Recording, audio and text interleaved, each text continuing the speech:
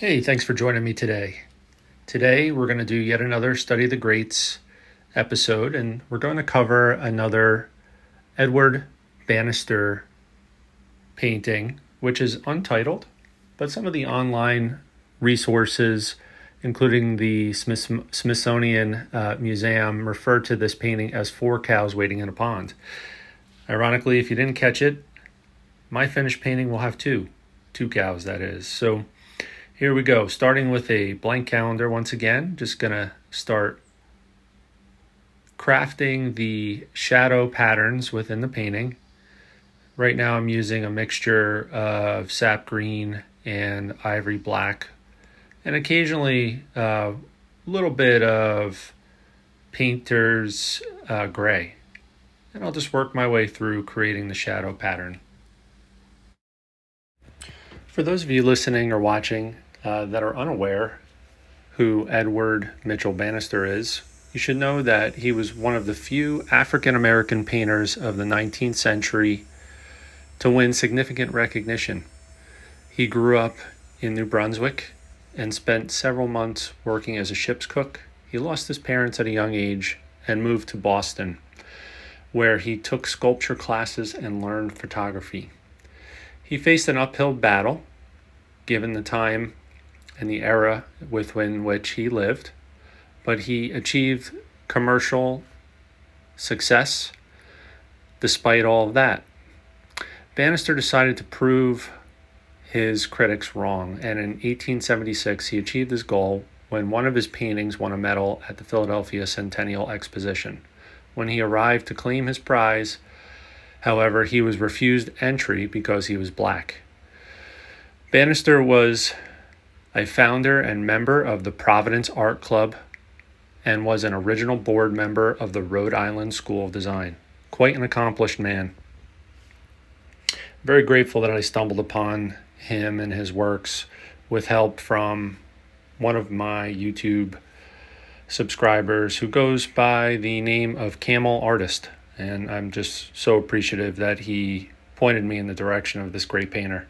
Definitely learning a lot looking at his works. You should check him out. Just Google him and you'll see quite a few of his works are available for viewing for free online.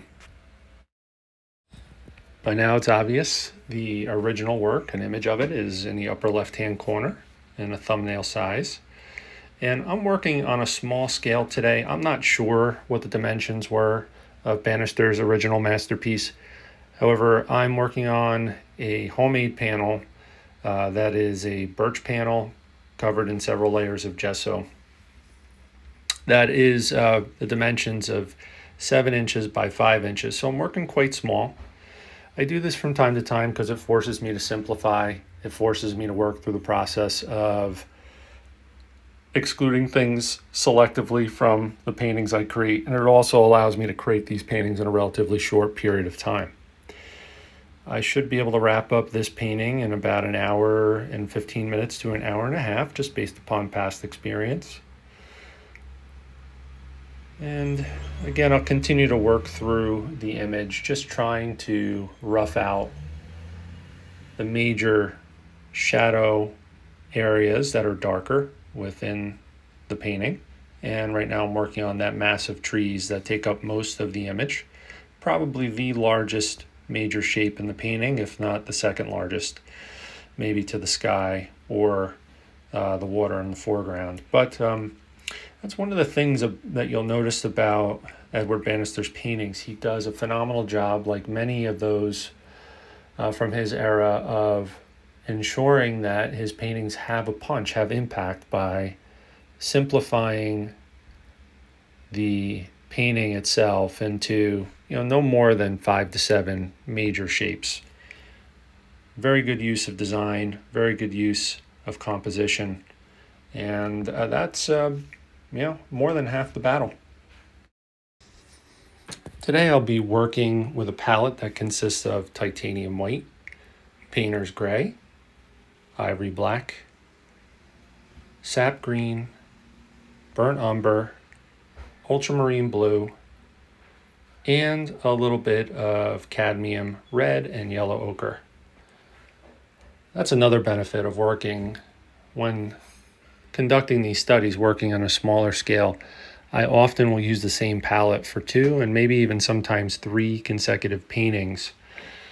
It's a much more efficient way to work, especially when conducting studies like this where the intention is to learn. And that's exactly what my intention is with this Study the Great series. It's a long-term series that I'm conducting, and I'm hand-picking different pieces done by great painters of the past in the effort to ensure that I do the best I can to up-level my painting ability.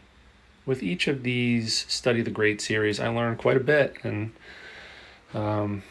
definitely when I'm painting some of Mr. Bannister's works, I think this is the second one of his that I'm covering in the series. I have also covered artists such as George N.S., Charles Warren Eaton, and others, and continue to grow the inventory of paintings that I've created, painting studies that is, and maybe at some point I'll put them up for sale, but for now I'm just using them as a learning vehicle. Again, I appreciate you joining. If you find any value in this at all or enjoy it in any way, please share with your friends if you feel so inclined to do so. At this point, I am also roughing in addition to roughing in the major shapes, I'm also roughing in some of the tonal qualities and color generalizations. Most of this image happens to consist of a view of a pasture in the midground that happens to be covered or obscured by some large trees or a mass of large trees. And then a significant portion, as you see up on the original in the upper left-hand corner of the image, is taken up in the foreground, which consists of water, which I assume is probably some sort of overflow pool or pond on the farm, or a small stream. And you'll see these sorts of scenes throughout the Northeast and New England. We see them here in northeastern Pennsylvania, western New Jersey, the areas that I've lived and grown up in, but definitely have traveled quite a bit throughout Massachusetts, New Hampshire, New York State, Vermont, and Maine, and particularly in western Maine. You'll see scenes like this where cows will just live in the pasture and oftentimes will take a dip in the water, like this one. And along the theme, as I start roughing in some of the major patterns within the sky here, using mostly a mixture of titanium white and Payne's gray, I will, because of the scale of this study that I'm doing, and because of the time constraints that I'm up against and the extra time it takes to paint figures, whether they're human or animals, I will simplify this painting. Instead of 4 cows, I will paint 2. And I just figure strategically here, it'll be easier to have a rendering in the final painting here that actually resembles a cow, given the small scale of the painting. If I were to try and include all 4, it would take me quite a bit of time, and it would probably be quite frustrating. And that's not what this is about. The intention is not to create a carbon copy. The intention is just to learn some new ideas, new thought processes and concepts by actually doing this, actually creating this painting.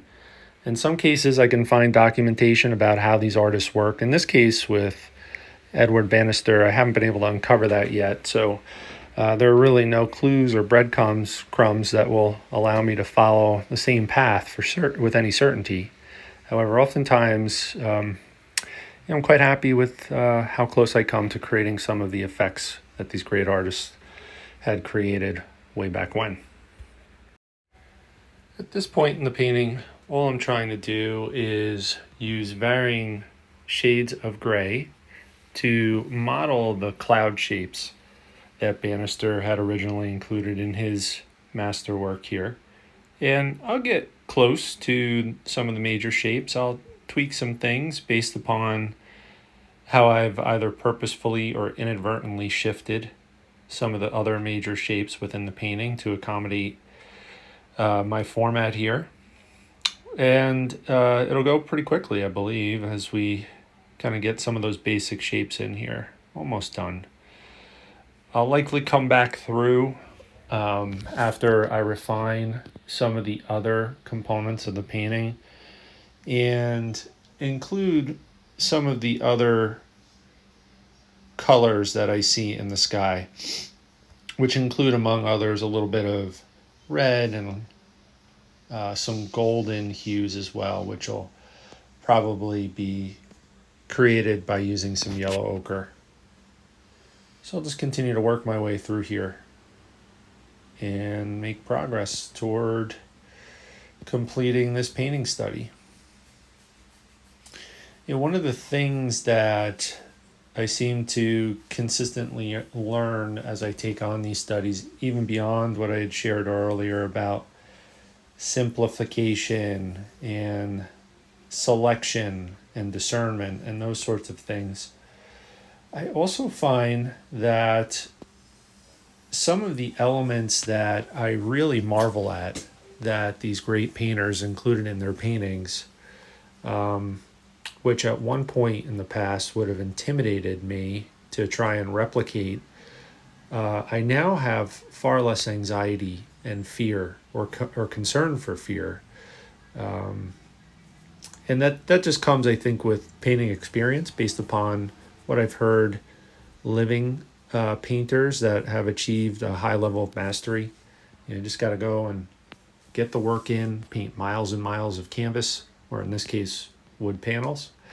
And, that instinctive kind of feeling that you get in athletics, I imagine, probably very similar to being in the zone where you're not thinking at all. You just see something that you want to do or accomplish, and almost fully subconsciously or unconsciously, you're able to pull together the elements to do that and achieve that goal. So that's definitely one of the benefits that I'm finding of consistently putting in the work to create these Study the Great episodes. It also helps too, I find, when I go through and I'm editing these videos, taking out some of the fill words. I don't get them all because there's far too many of them when I'm talking, but I find that just watching the process again and seeing those instances maybe where I try too hard or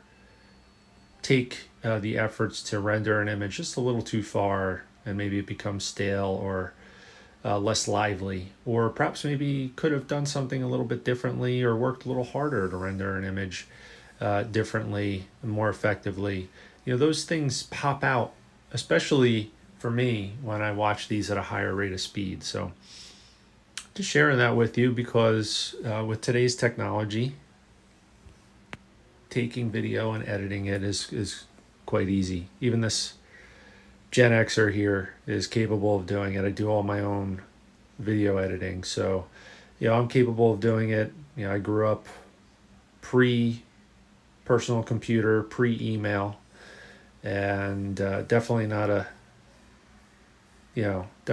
technology native like today's young people are. But the software that's available to help with editing is quite easy. User interface is quite nice, and I do nearly all of it on my iPhone, which to me, if you were to tell me that back in 1980 something, we'd be able to do this sort of thing with a phone or a tablet, I would have said you were nuts. But here we are. So now I'm going through and I'm just trying to build different textures and refine some of the colors, keying to the original painting as best I can, not really worrying about being too precise.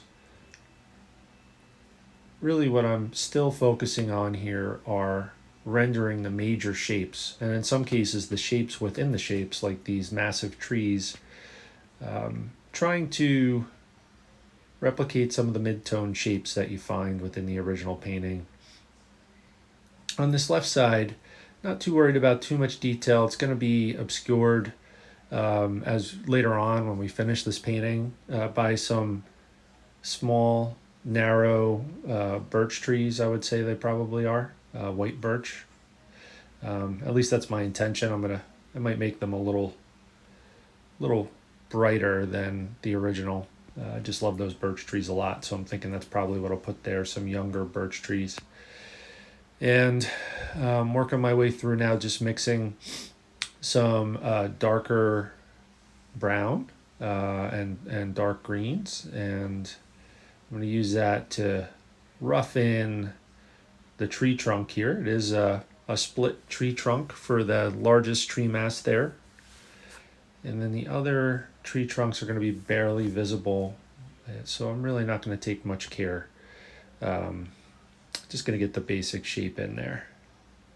And I'll use some of that darker color to enhance some of the shadow patterns within the trees and just work my way around. Like always, it's a weaving process from foreground to midground to background to sky, and back and forth we go.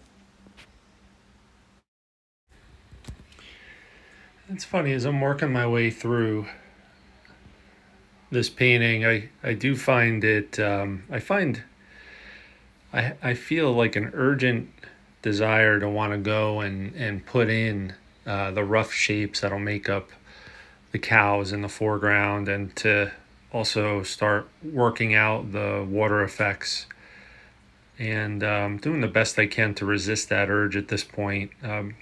Really want to do the best I can to render these major shapes in the midground and the foreground, and really these with a strong focus on the shapes that make up the grassy areas in the pasture, including the shadows under the trees and the trees themselves, just so they're interesting.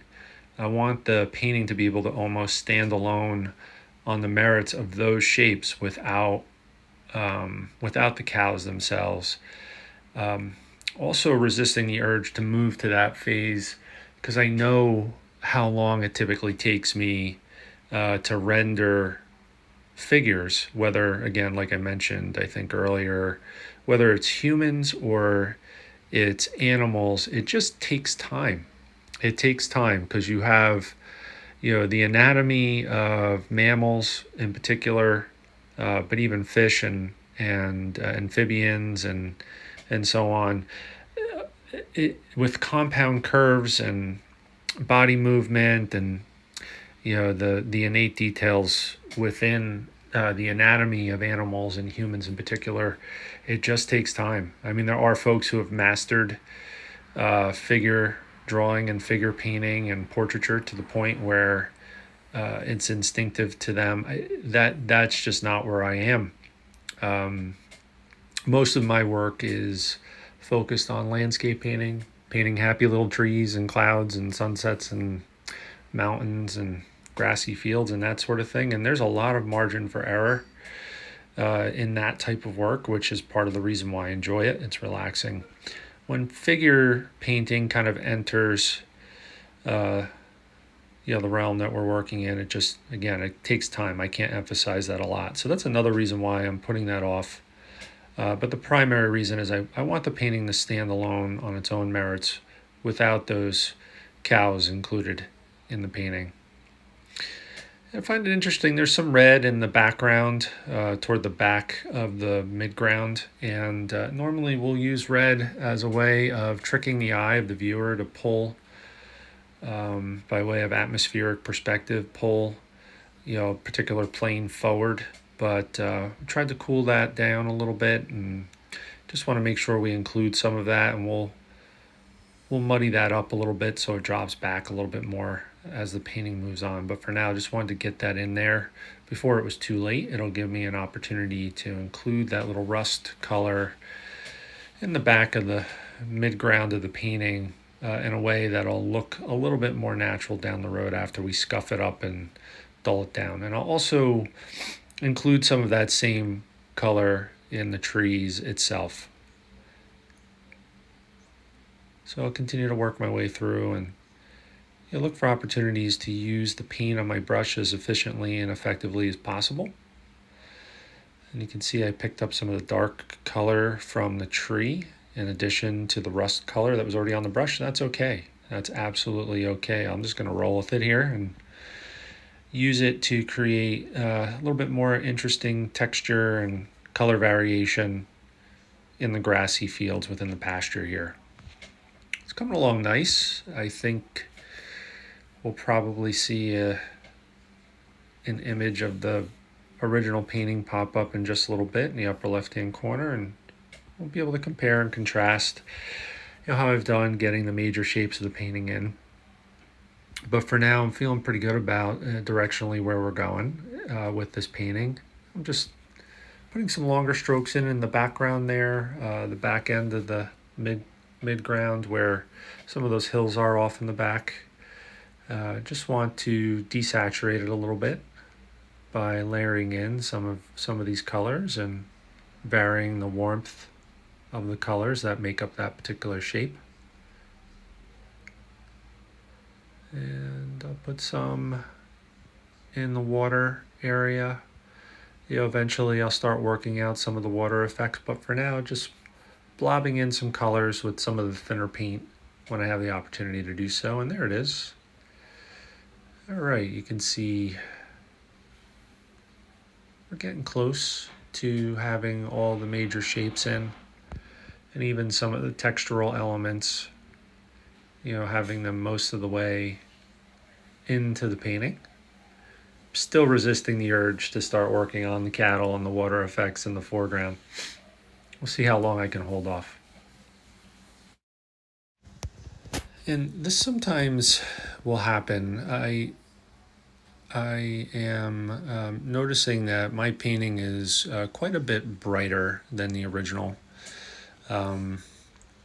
Also, there's quite a bit more saturation among some of the color choices that I'm using, and I'll from time to time try and correct that, but sometimes I'll decide to live with it as well. I mean, especially with these tonalist type paintings or some of the other schools that have similar qualities, I find that my own personal preference is to err on the side of flexing toward a little more saturation, a little more color. After all, who doesn't like color? And I'm seeing that here. And that could be due to my color mixing. That could be due to the quality of the image that I have access to of the original piece. Could be faded. It could be due to the age of the original painting itself as well. Less likely to be the case there, but possible that there's some fading amongst the pigments that were used to create the original. So just reinforcing some of the shadows that are cast by the trees and within and amongst the trees, just trying to make sure that I get shapes pulled together that aren't distracting within those elements of the painting. A little bit more about the board that I'm using. It is a 5x7 panel that I picked up at the local hardware store, cut it down from its original size. It was a full-size panel. I created about 26 or so panels of this size, and I'm getting close to having to go shopping again. What I did is I used for this particular panel a palette knife to create some textures within the layers of gesso that I put on the board. I waited for the gesso to dry with each layer. There are 3 or 4 layers on this particular board, sanded in between each application, and I just kept working through that process until I got a nice, interesting texture. The intention was to create a texture which created some interest but wasn't distracting, and you can kind of make it out in this painting. You'll see some of the three-dimensional nature of the board, and some of the diagonal marks that were left by the palette knife here and there. Really, the intention is to make it look like there might be an underpainting of some sort. Um, and yeah, so that's the process. And I've done that with some larger scale paintings as well, and it's worked out well there too. It does take some time though, so just word to the wise: if your intention is to incorporate it regularly into your process, you're very likely going to want to batch that task and create a whole bunch of boards all at once. And that way you're not doing it ad hoc one at a time. It just goes faster that way. Applying a little bit of the lighter gray, very similar to some of the hues that we have in the sky, to the midground there. Intended to cool that area down a little bit just beyond the shadows of the trees. That'll help us accomplish a couple things. One, it'll create the illusion of a little bit more height amongst the tree canopy. It'll also, because it's a cooler gray, will push that back a little bit using atmospheric perspective. Cooler colors generally recede, warmer colors move forward. And it also brings some additional needed definition to those shadows underneath the tree canopy and serves as a nice transition to that warmer color that we see off in the distance. Now, mixing up some white and some yellow ochre along with some of the Payne's gray, and I'm going to lighten up the cloud area just above the horizon there. In the original painting, there are some clouds receding off into the distance. I might not be able to get the level of detail just because of the scale, but the scale of my recreation here, my painting study, but I'll use that same bit of white just to build in some highlights amongst the clouds as well, and pull that cloud mass that makes up the main part of the shape in the sky closer to the top of the board. I'm going to go in and put some mid-tone highlights in the water using a lot of that same paint. I'm going to scuff it up a little bit with the back of my brush. Oftentimes what I find anyway in my observances of nature is that when you have flowing water, you'll oftentimes have reoccurring ripples that run the length of the stream. Almost like, I envision it almost like wavelengths, and just attempted to create some of that dynamic there. And I'm going to work my way through and get some of the grays reflecting the sky into that area. Getting exciting now at this point because I always loved painting water. Spent a lot of time growing up and as a young adult, and even as an adult, just staring at the water. One of my favorite pastimes. It sounds so weird, but grew up fishing a lot with my dad and my brother, and also on my own, and also some friends that I grew up with as well. And just spent a lot of time marveling at the different shapes that would form on the surface of the water and how the reflections would create some interest when staring out at the water, waiting for fish to bite. So excited about that. Also excited because we're getting closer to creating some cows.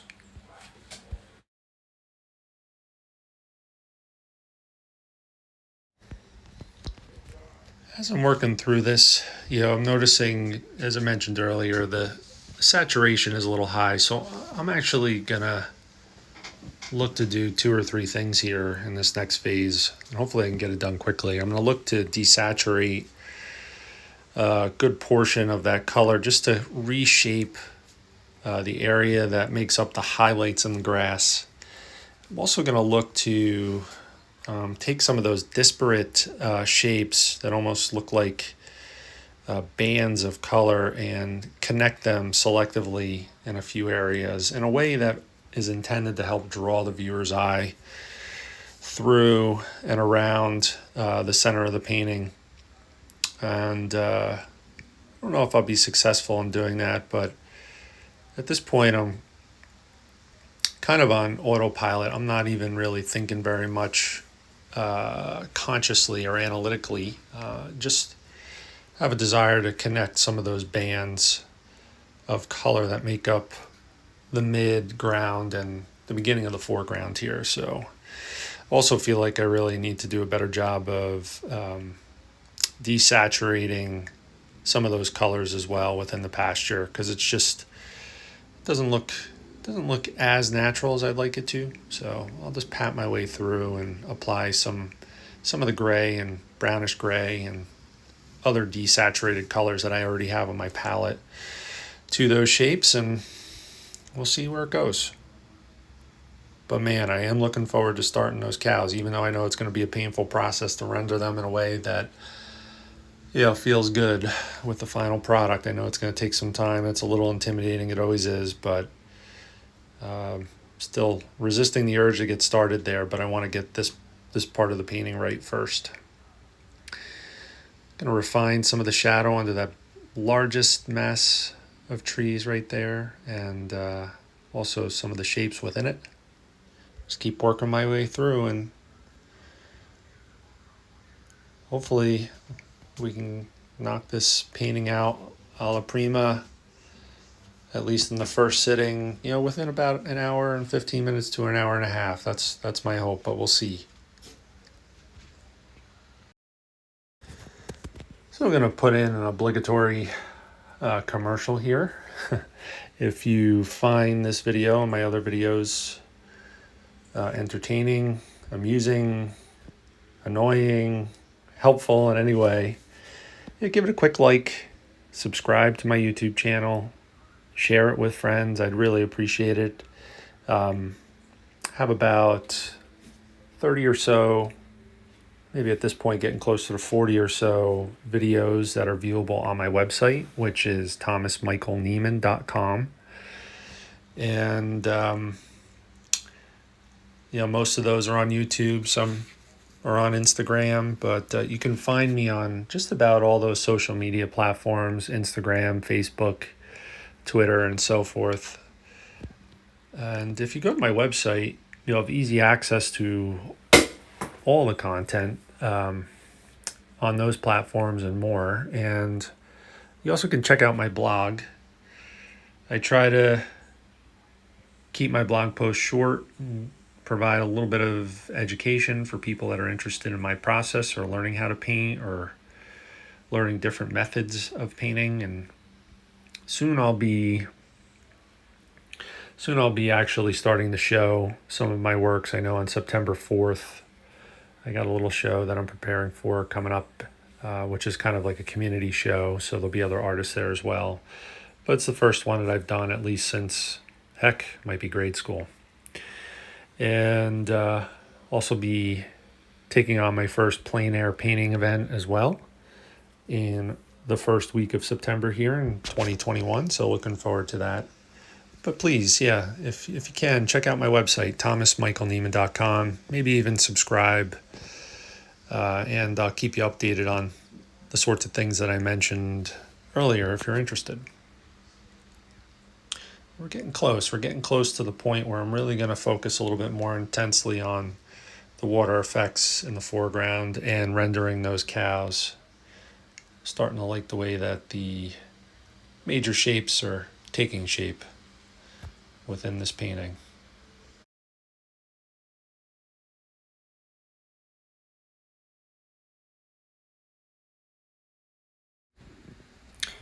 Now I'm going to reinforce the shadow that is created on the edge of the creek bank here, and I'm going to use that same paint wherever I can. Just like earlier, just trying to be as efficient with my brush strokes as I can, identifying areas throughout the painting that could use a similar pigment. And I'll come back to that bank many times here as I look to build up, the shape that kind of complements what we end up having going on, with the cattle that we put in a little bit. Swiping my brush with my shop towel.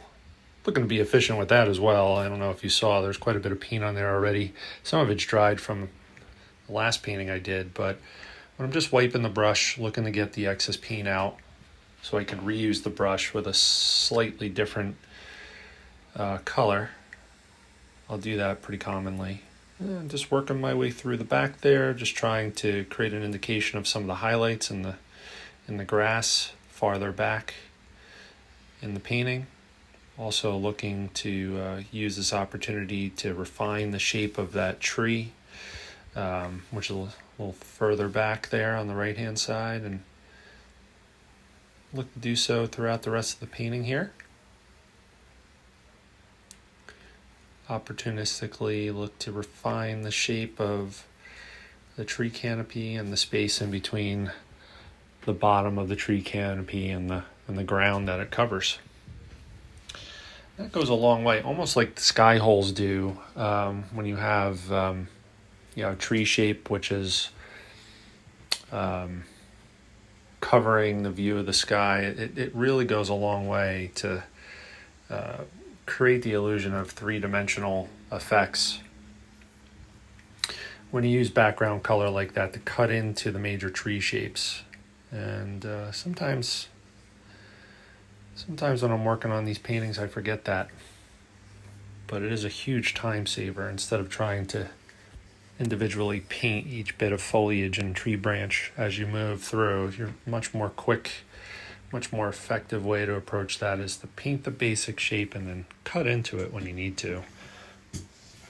Which, pretty happy with the approach I've taken here with this painting.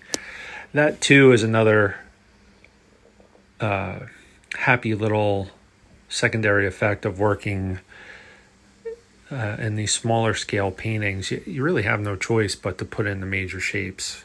It's always a good reminder of the importance of doing that. Sometimes I find it personally myself a little bit more difficult to do that when I'm working on a larger scale because we have the luxury of more room to play with.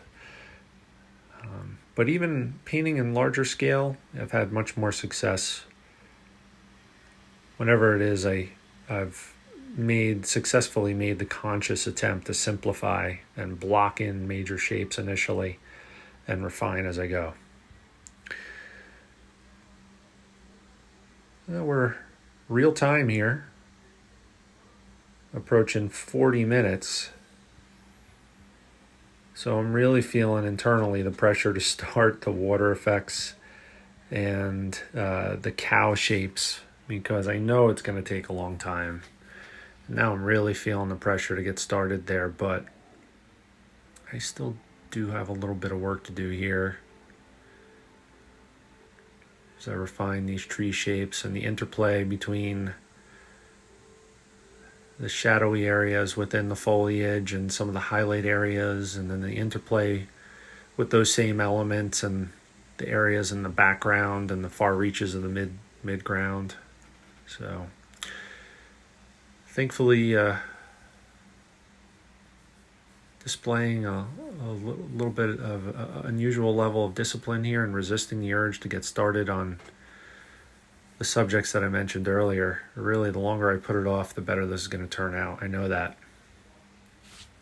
So I'll just keep working my way through until I get this painting to where I want it to be. Again, the objective is to make it so that the painting of these trees and the pasture and the clouds and so forth could stand alone on its own.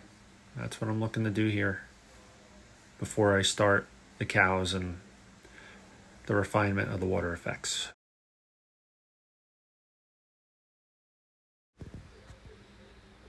And I'm, for the most part, liking the way that this is turning out. I could envision myself hanging out in this pasture, looking for some shade under the tree here, maybe checking out the clouds, trying to figure out if there could be an impending rainstorm coming up over the ridge there.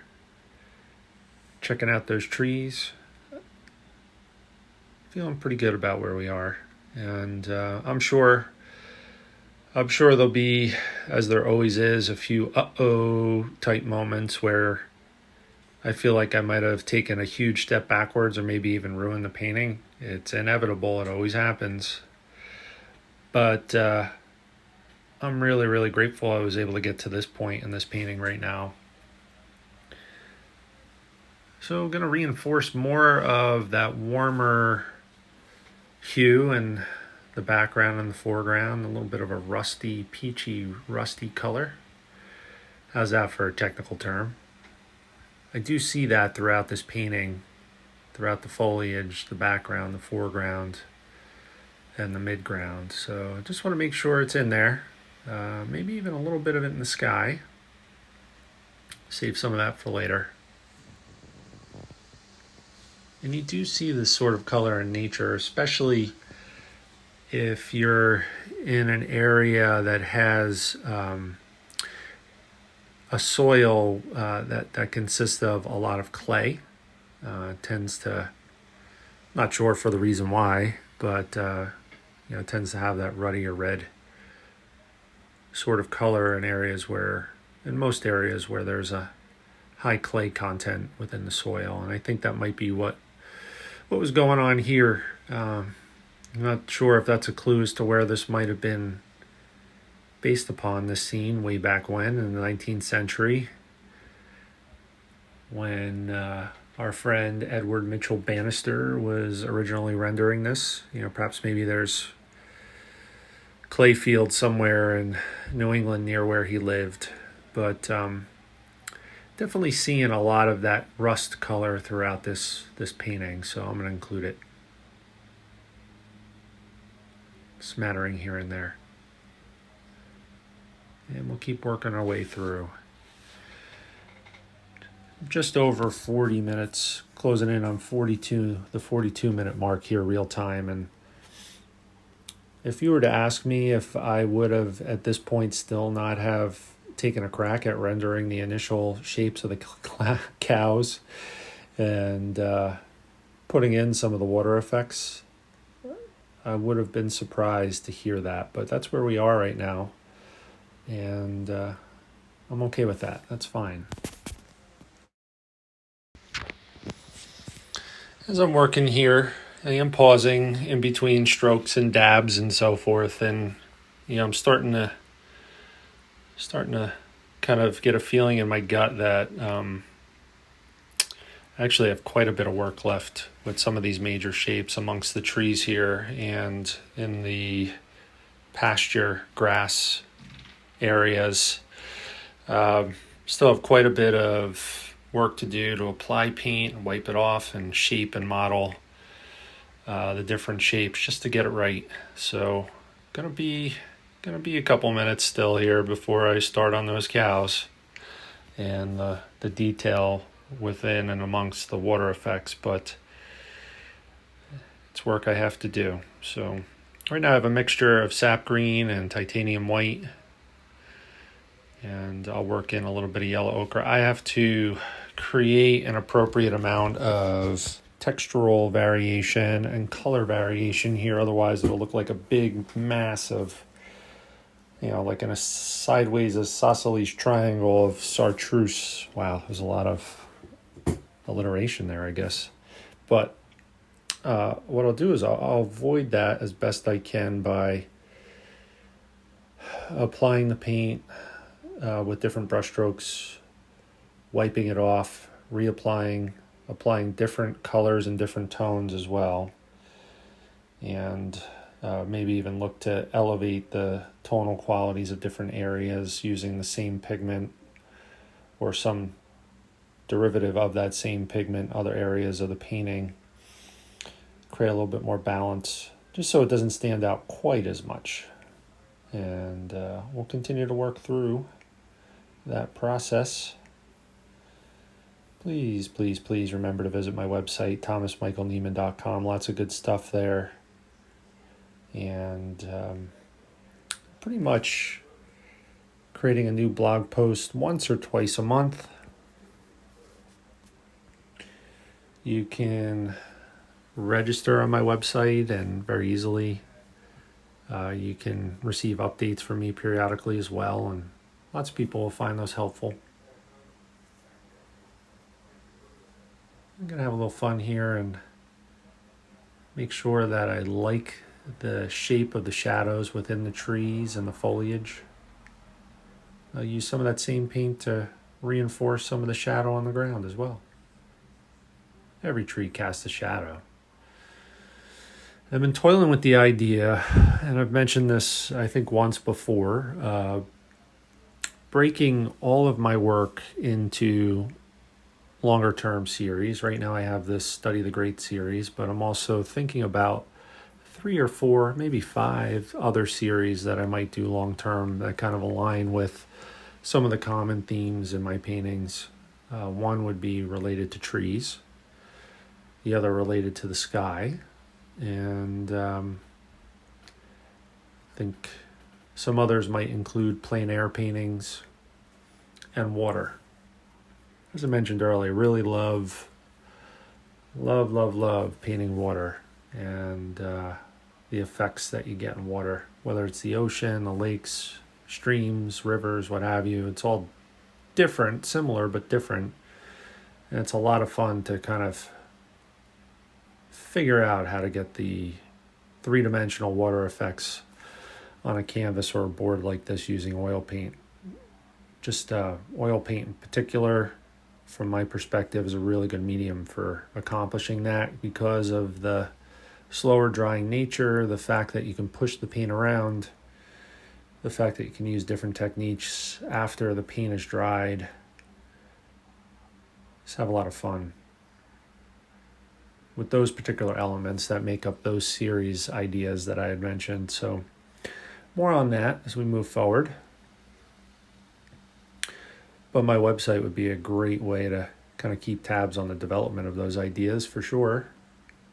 So visit me at thomasmichaelneiman.com. Wow. All right, so here we go. Adding a little bit of the mid-tone, lighter mid-tones to the water. And it'll probably take a while for this to develop. Probably not quite as long as the cows, but almost. Building in some of that same pigment into the sky.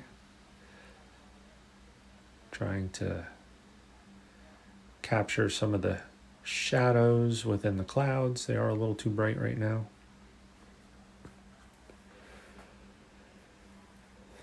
And you know what? I'm really digging how this is coming. I like it.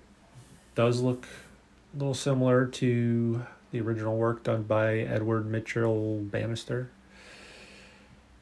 But even if it wasn't a study like this, I would like this. The way he arranged this is pretty good. And I'm going to reinforce some of that lighter color on the horizon as well. It's not the actual horizon, but it's the area where some of those hills and the sky meet. And look to reinforce some of the highlights as well within and amongst the clouds with a really light mixture of titanium white and Payne's gray. Just work my way through. No particular objective in mind there, just looking to calibrate the brightness of the sky with what we see on the ground here as well.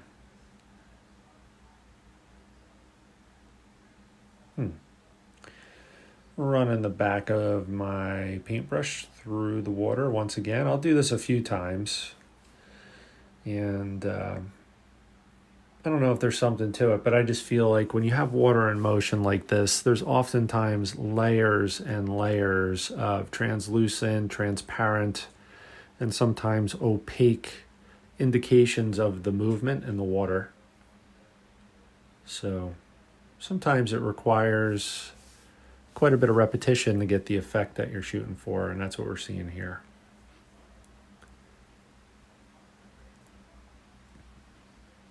I'm going to come through and put some of those darker midtones into the water.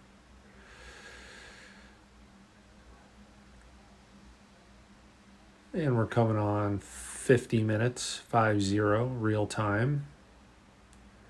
I'm finally investing some time into that water and using some of that same color to desaturate and the shadow areas under the tree canopies, and also vary the color a little bit.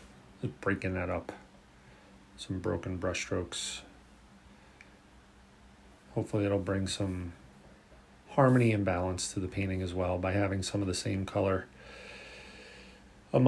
shared amongst the different planes within the painting. We'll see. Doesn't always work out that way, but we will see.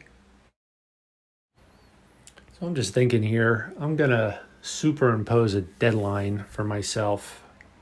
If I get to the full 1 hour mark and I still haven't started on the cows, just to make sure that I make the progress that I need to within this painting as a whole study, if I get to an hour, I'm going to start those darn cows no matter what, no matter how the painting's looking.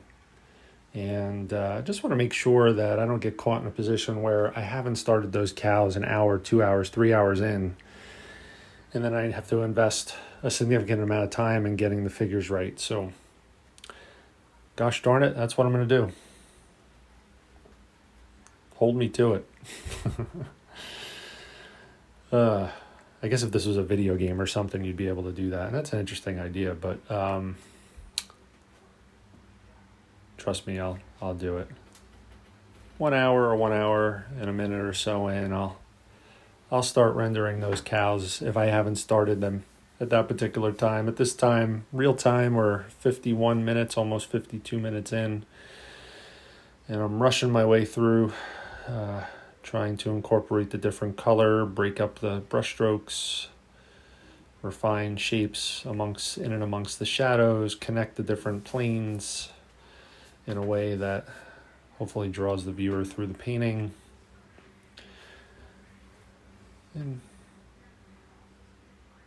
a little bit of pressure here with that time commitment, but you know what? Cool as a cucumber here. In the end of the day, it really doesn't matter. So we'll just keep working and we'll see what happens. Worst case scenario, I'll just sand the painting down.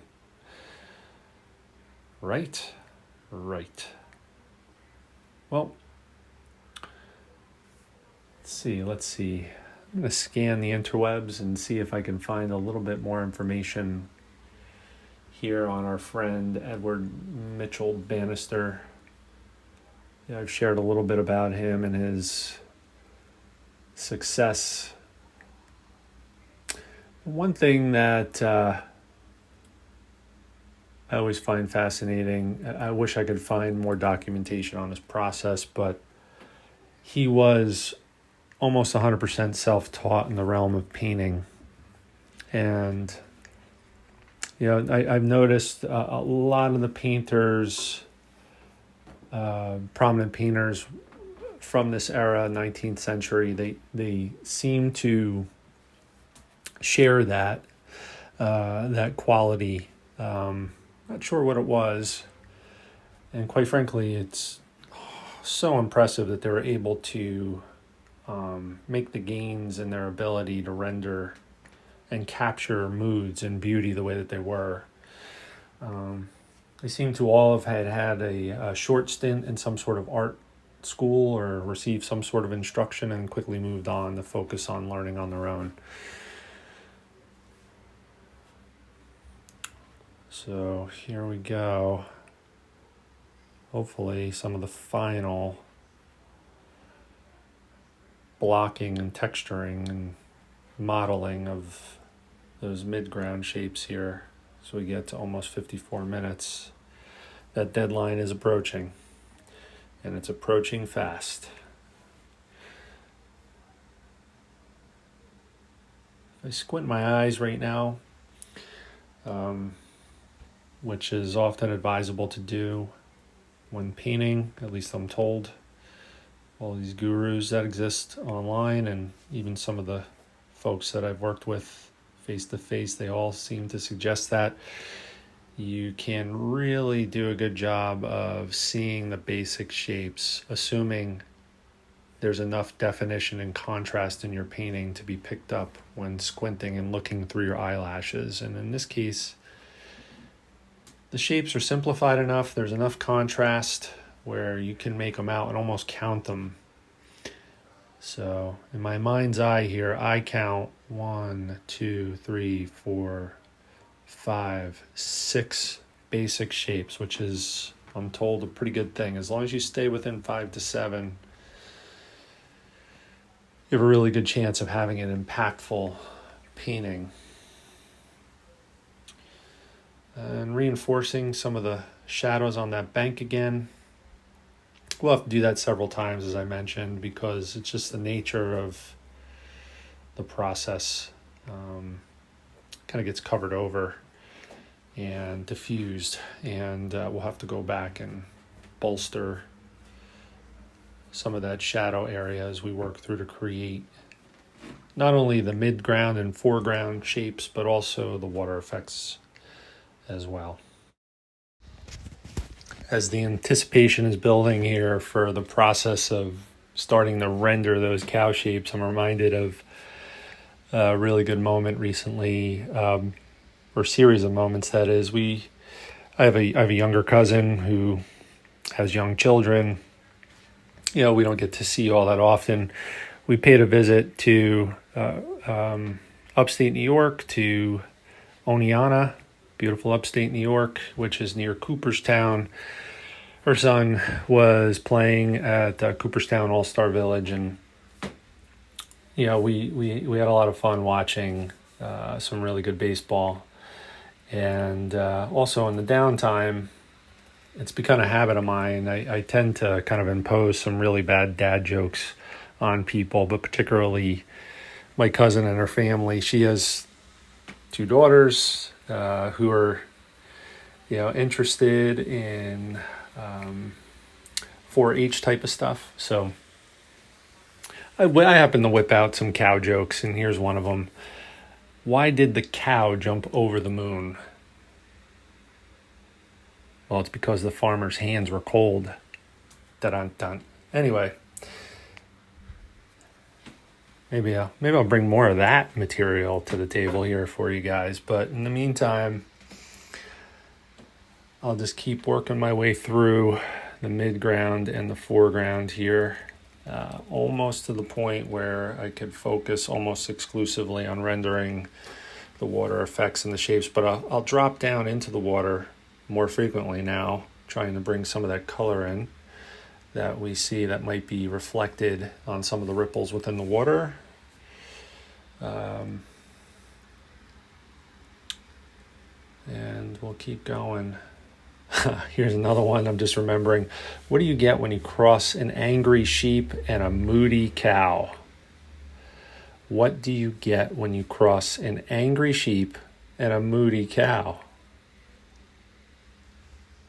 Of course, you get a bad mood. All right, I promise I'll stop. So, taking a step back, I'm looking at this, and I'm really liking it. I'm digging this painting. There's a couple things I'll probably go back to fix here, but we're getting dangerously close to that deadline. I have about 2 minutes left before I have to force myself to start really working on that water and the initial cow shapes if I'm going to finish this within an hour and 15 to an hour and a half. So I'm going back to my palette and getting some of the green mixture. That's titanium white and sap green, and I'll probably work in a little bit of yellow ochre, hoping to warm that up.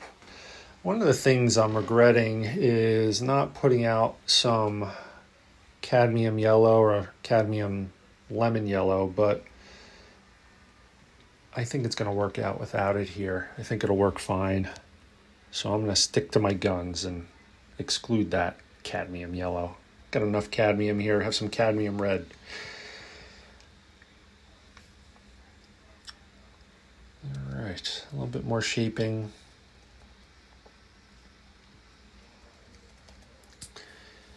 Here's another one. Just popped into my head. What did the mother cow say to the baby cow? What did the mother cow say to the baby cow? It's pasture bedtime. Pasture. It's pasture bedtime. What did the auntie cow say to her niece? You're so utterly cute. Maybe one more just for good measure. What did the cow say to all her friends? Apparently this was a cocky cow. What did the cow say to all her friends? I am legendary. Legendary. Anyway, I'm thoroughly embarrassed now. And I promise no more dad jokes, no more cow jokes, at least in this episode. We just crossed over the 1 hour mark, so it's going to take some time to do some figuring about the colors I want to start with and the shapes I want to build in and types of brushes and tools I might use. One thing I notice is I want to take some time to blur some of the sharp edges that are in the water. So I'm going to use this makeup brush and I'm just going to use some gentle brush strokes straight down off the edge of the canvas just to diffuse and blur some of those edges. And like I mentioned earlier, in a moving body of water like this, I could stop and leave it there.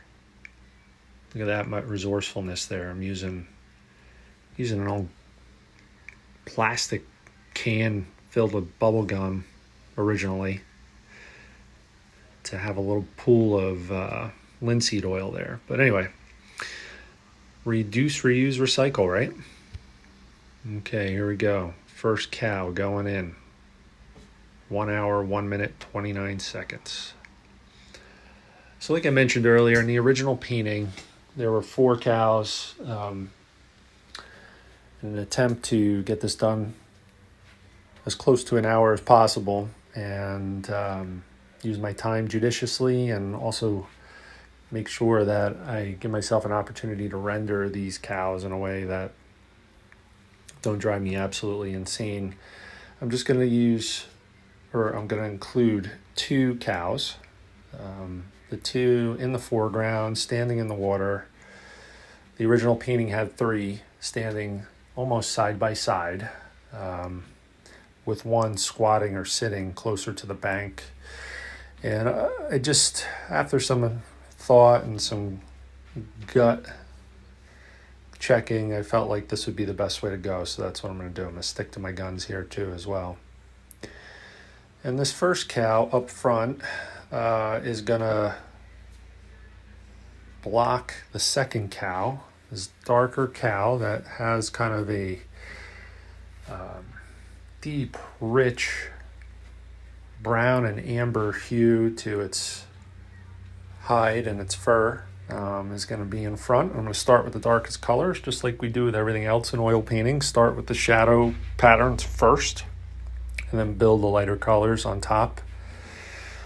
And this particular cow is dipping its snout in the water, taking a drink, and it's blocking the view of the body of the white cow standing behind it, whose head and face we're going to be able to see the profile of. So we'll go ahead and put that in, and I'm sure I'll struggle with this for a little bit, so that'll be fun for you.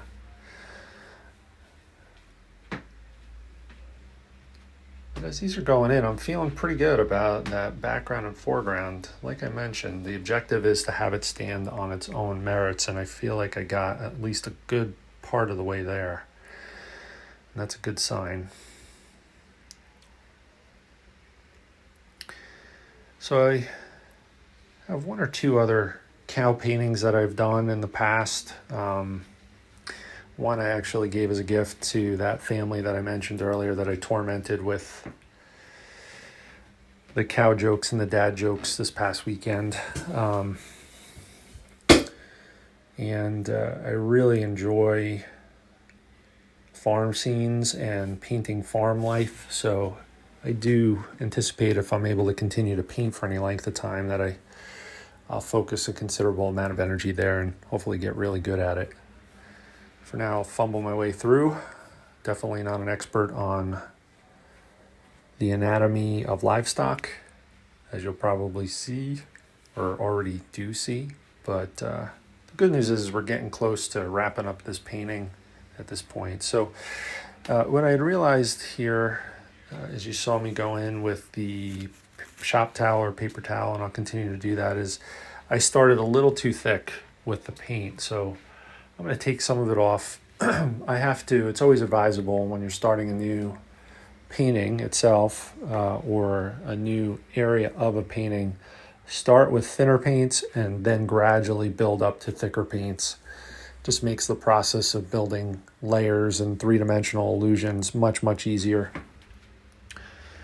So I'm going back after having incorporated some linseed oil into my paint and going to reapply thinner paint.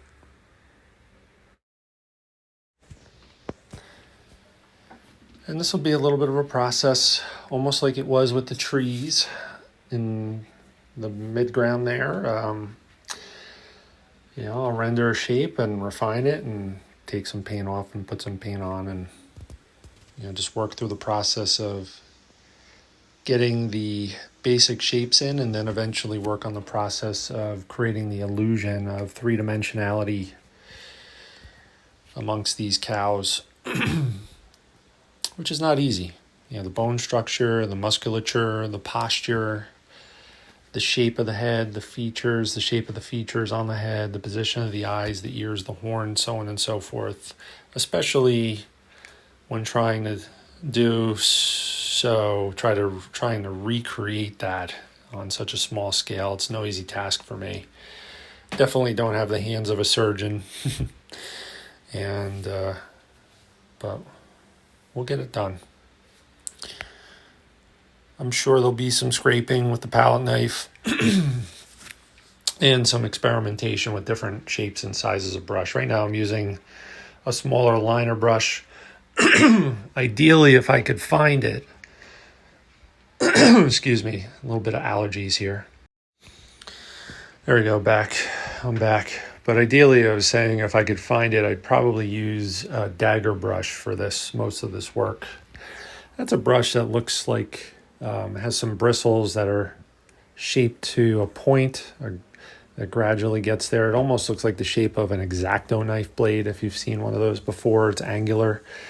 So it's a versatile brush which allows me to paint some sharp lines and some details, and you can position the brush at different angles and use different strokes to create the illusion of fur, and there's so many different things. But that would be ideal, but unfortunately I can't find mine, and I'm gonna have to go pick one up or order one. But for now I'll use a mixture of this liner brush and some bristle brushes, some smaller bristle brushes, easy for me to say, in order to work on these cows. And the white cow is not pure white. It's kind of a very light gray with little tinges of blue and lavender and red, faint shades of those colors in the shadow areas underneath its face and on its neck and chest and so forth. So we'll work to incorporate that and use a nice bright white on the areas that are catching the sun. And probably not too long from now, I'll start trying to build in some more well-defined reflections in the water too. For now, it's kind of taking shape. If you squint your eyes, it almost looks like they're cows, or maybe peanuts. Just kidding. I'm pretty happy with where I landed right here so far. Much more work to do, though. I would guess at least another 10 to 15 minutes here. I should be able to wrap this up.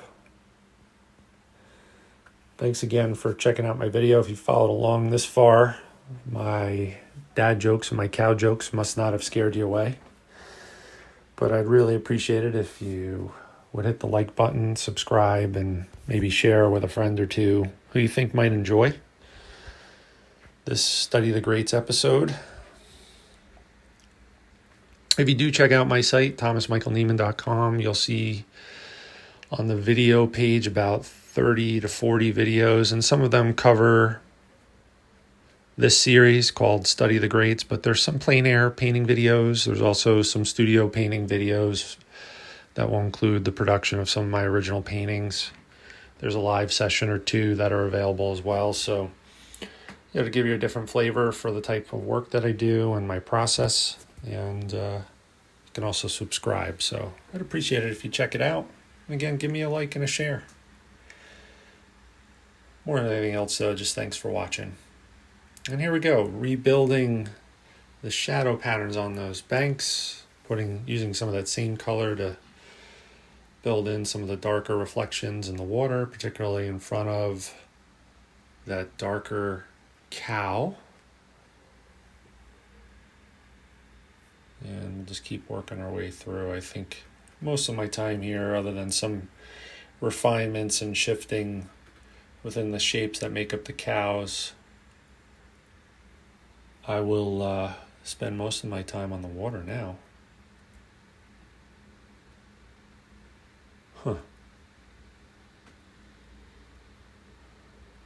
So, trying to think, were there any other cow jokes? Just kidding. No, I won't go there. All right, I can't help myself. What happens when you talk to a cow? I don't know if you've ever had this experience, maybe at a petting zoo or a farm. I have. But what happens when you talk to a cow? It goes in one ear and out the other. That was pretty bad. But I kind of like this painting. It's a nice little painting. And again, I'm really appreciative to my friend and YouTube subscriber known as Camel Artist, who suggested that I check out Edward Mitchell Bannister. I surely will take on more of his work in the future.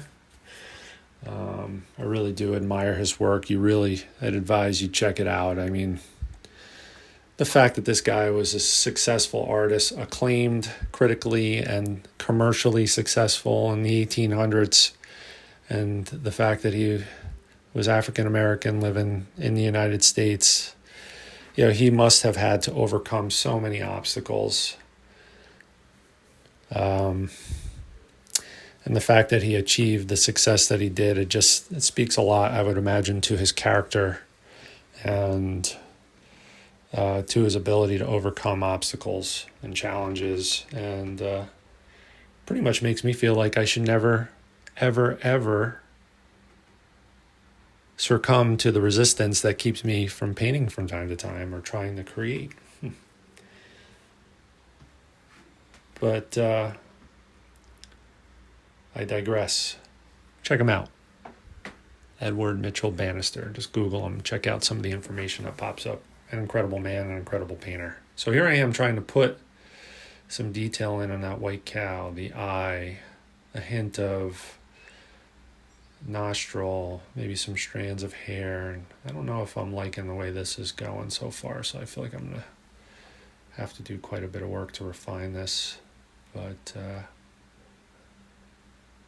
that's okay. And then here's some lavender-ish type color going in, intended to hint towards some of the musculature and the shadows that are created by it.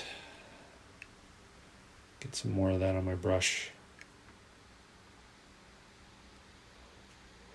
Try to create a hint of some horns and maybe an ear. Can't be too precise here, or as precise as I normally would try to be, because when painting at this scale, I find, at least, that might not be the case for some ultra realist type painters, but when I'm painting on this small scale like this, and if I try to get too refined, painting looks really stiff. So resisting that urge. There's a couple things I see. Cow in the front there, the darker cow, is looking like he has a little bit too severe of an arch to his back. Almost looks horsey. Almost looks like a horse. So I'm going to have to fix that. But in the meantime, I'm just going to work my way through and create some scuffs and create the illusion of some detail. And then I'll refine shapes a little bit, working my way through with a thinner liner brush in just a bit. Coming in at 1 minute, 15 seconds and change. I have growing confidence I'm going to be able to wrap this up within an hour and a half. And that's good news for all of us, because it means that there's a decreased chance of more cow jokes or dad jokes.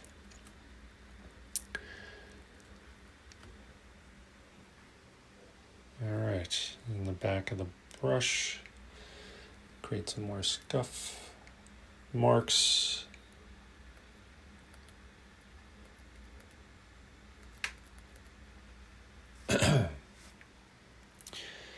All right, working my way through the palette here, and created a slightly different shade of that light gray, and I'm gonna look to create some more highlights over the top of some of those lighter midtones. Almost looks like pure white up against the backdrop of the painting, but I assure you there's a fair amount of gray in there. And really hard to paint white figures, whether it's a dog, a cat, a cow, or what have you, but or even white objects. Just very easy to be too heavy-handed with the pure white pigment, and it just doesn't look natural. So I may have gone a little bit too far, so I'm scraping some of that off now with a palette knife. And this will, by and large, be the process from here on out. I'll be applying paint, refining the shape with the brush, and then the palette knife, scraping it off, putting some more paint on until I get as close as I can to the desired look that I'm going for with these cows. Well, hey, I'm going to break my promise here. At least one more cow joke. So the Animal News Network had to fire its bovine news anchorman. Did you hear? You know why? Because it was unreliable. Unreliable. Jeez. I can't even laugh at my own jokes. They're so bad. But I still have to share them. I just can't resist. Hey, why did the two cows hate each other so much? They had a beef. I hope I didn't offend any of my vegan or vegetarian friends.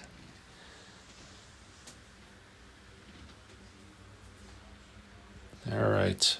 So I'm just going to continue to refine this shape. And right now, I'm a little frustrated that I wasn't able to get closer to what I feel will be the finished shape of that head on this white cow sooner. Almost feel like the head itself is a little too large. What I like about the original painting of Ed Bannister's is he did a phenomenal job, almost like what I see in a lot of Charles Warren Eaton paintings of simplifying the basic shapes. So much so it kind of toes the line of animation. And but it does so in such an elegant way. I know I'm going to fall short of it here. That's fine, but it's part of the striving that's involved in becoming a better painter by stretching to achieve some of these effects and falling short, but getting maybe inching closer. We improve, and sometimes it's by happenstance, and sometimes it's by will or discipline. Sometimes we just pick up one or two things incrementally along the way with each painting, and we get closer to where we want to be. That's really what this is all about. I'm working my way back through and building in some of those darker reflections and shadows within the water. Using the same brush, I just wiped it clean. I think more than anything else, the flexibility of this brush to be able to have wider strokes and narrower, finer strokes, and the scale of it suit the job here pretty well. Now what I'm looking to do is actually reshape the face of this cow a little bit. Like I mentioned, I felt like the head was a little too large. So using the opportunity to build up some of the shadows and dark reflections in the water and dark shadows on that bank where they kind of meet the cow to reshape it a little bit. And I'll do that a few times here as I work toward the finished product.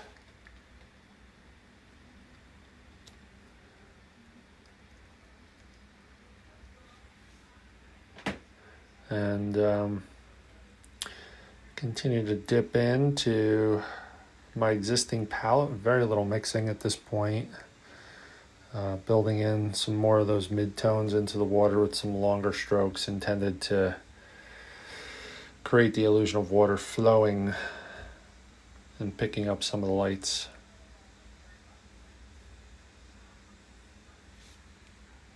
Or highlights, rather.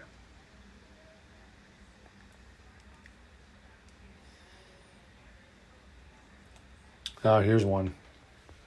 This one went over with my audience earlier this week like a fart in church. How did the farmer find the lost cow? How did the farmer find his lost cow? He tracked her down. He tracked her down. Tractor, get it? Get it? All right. Hope you don't think anything less of me. Just kidding, I really don't care, but I hope you are enjoying the process, seeing the process unfold in front of your very own eyes as I try to recreate this masterwork, the original by Edward Mitchell Bannister, with my own little twist. He had 4 cows in his painting. I'm going to do 2. Mine's much smaller, I'm sure, than his. And this is part of my long-term series called Study the Greats. Building in some of the lighter reflections into the water, picking up some of that white cow's fur reflecting in the water. And reflections in water, especially moving water, wavy water, are tricky, right? Light bounces from multiple directions and multiple angles, so you never quite know what part of the water is going to pick up that intense lighter hue of that brighter cow. So, or some of the highlights from the sky or the trees or what have you. So it's always good to relax yourself and paint with reckless abandon when you're trying to create water effects. If you try to get it too precise, too tight, with very, very rare circumstances, perhaps maybe a large-scale painting with reflections in the foreground, the extreme foreground of the painting, it really does not really pay dividends to try and be too precise. So just have fun with it. I'm reinforcing some of the deeper shadows up against the bank. And we're getting close to wrapping this baby up. Okay, I think it's time to superimpose another deadline on myself here. I'm going to wrap this puppy up by the 1 hour, 30-minute mark or sooner, come hell or high water.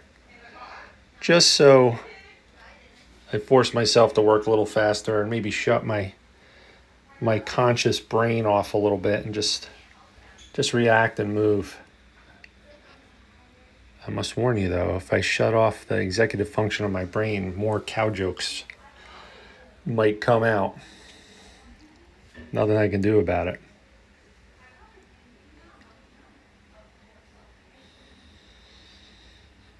Here's one. What does a cow watch? What does a cow watch? Remember, give you a hint. Modern times. What does a cow watch these days? Perhaps might be a better way to put the question. What does a cow watch these days? Well, the answer is MooTube. MooTube. Do you get it? Do you get the irony? This video is posted on YouTube. Anyhow, I think the heat here in the Northeast has fried my brain. I'm totally delirious. My studio is not air conditioned, and I don't even have a fan going right now. I'm afraid it's going to negatively impact the sound quality.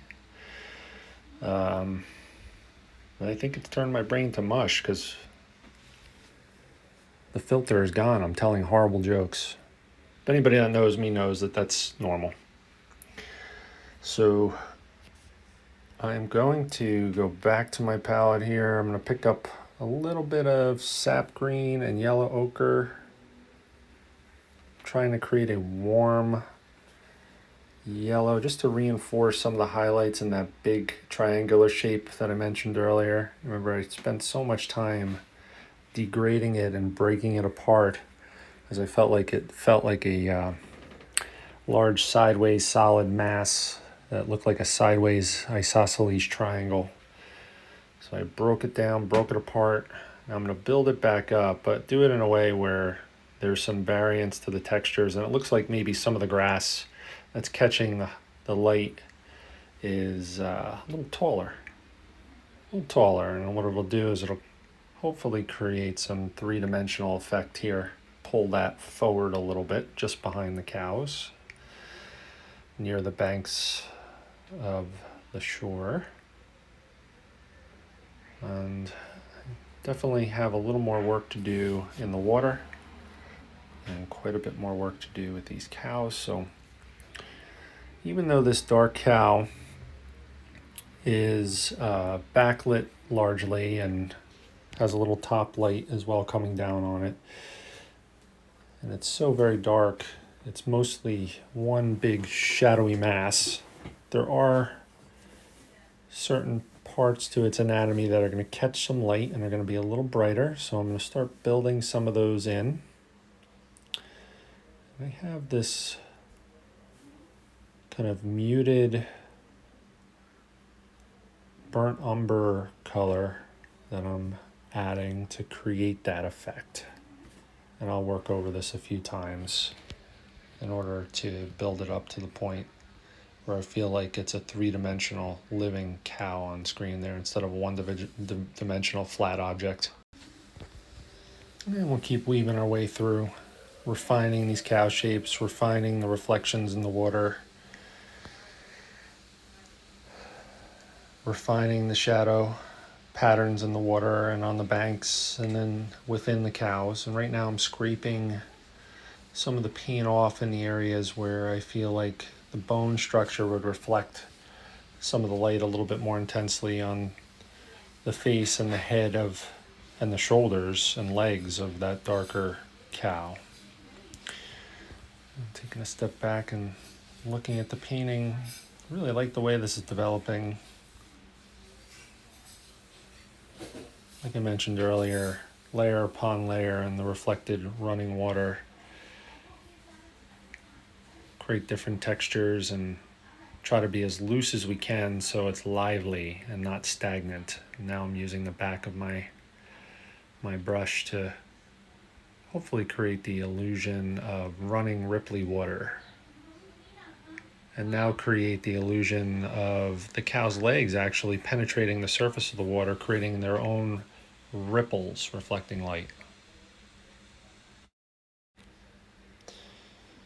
As promised earlier, I'm going to sweep back through the cloud shapes and build in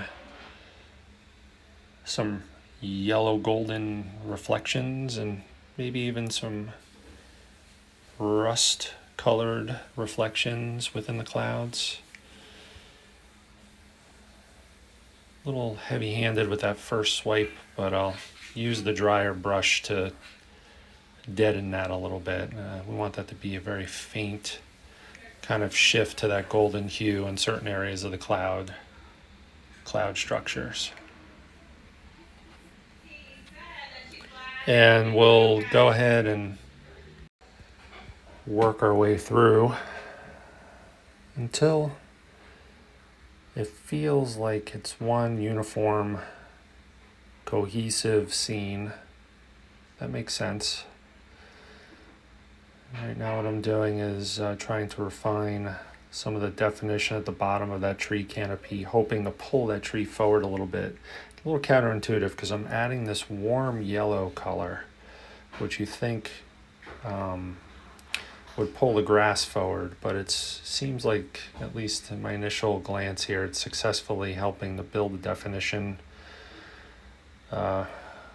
amongst the field and the tree, and also pulling that tree forward a little bit.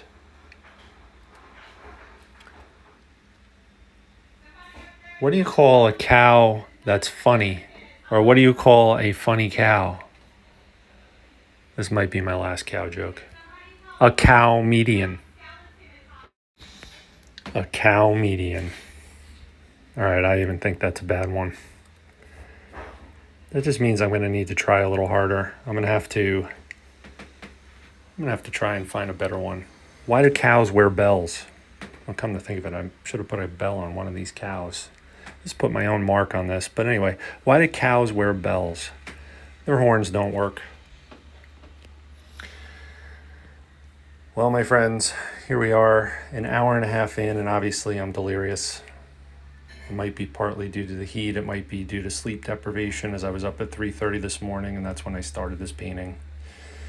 Who knows? But I think we're pretty much done. I appreciate you watching. Please share, please like, please visit my website, thomasmichaelneiman.com. I'm going to send you out with some music composed and performed by Thomas Neiman Sr. That's my dad. And I hope you enjoyed. I hope you enjoy the rest of your summer. If you're here in the Northeast, it's a hot one. But I hope you enjoy your time. Stay well, stay safe. Thank you again for watching.